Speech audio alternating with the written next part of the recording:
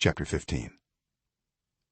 The Lord said to Moses, speak to the Israelites and say to them, after you enter the land I am giving you as a home, and you present to the Lord food offerings from the herd or the flock as an aroma pleasing to the Lord, whether burnt offerings or sacrifices, for special vows or freewill offerings or festival offerings, then the person who brings an offering shall present to the Lord a grain offering of 1/10 of an ephah of the finest flour mixed with 1/4 of a hin of olive oil.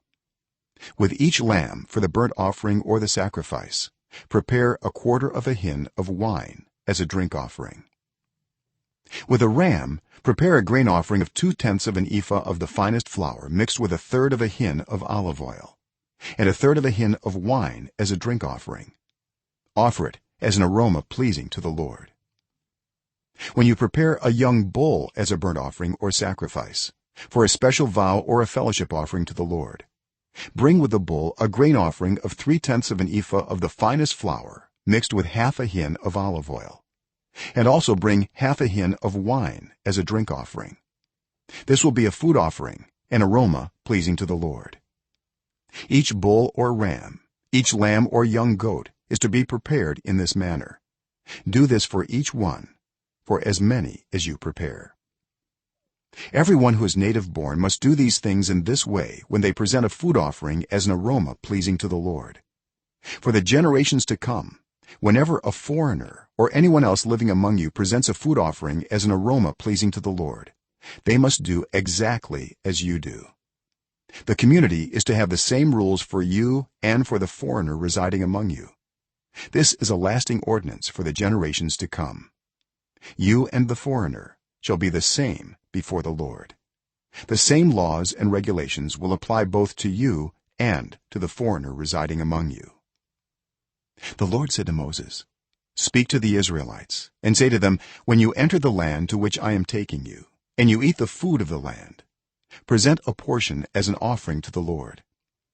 Present a loaf from the first of your ground meal and present it as an offering from the threshing floor. Throughout the generations to come, you are to give this offering to the Lord from the first of your ground meal. Now if you as a community unintentionally fail to keep any of these commands the Lord gave Moses, any of the Lord's commands to you through him from the day the Lord gave them and continuing through the generations to come, and if this is done unintentionally without the community being aware of it, then the whole community is to offer a young bull for a burnt offering as an aroma pleasing to the Lord, along with its prescribed grain offering and drink offering, and a male goat for a sin offering. The priest is to make atonement for the whole Israelite community, and they will be forgiven, for it was not intentional, and they have presented to the Lord for their wrong a food offering and a sin offering. The whole Israelite community and the foreigners residing among them will be forgiven, because all the people were involved in the unintentional wrong.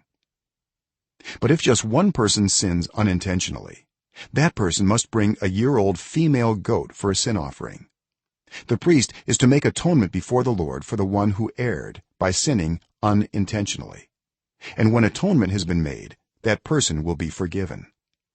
One and the same law applies to everyone who sins unintentionally, whether a native-born Israelite or a foreigner residing among you.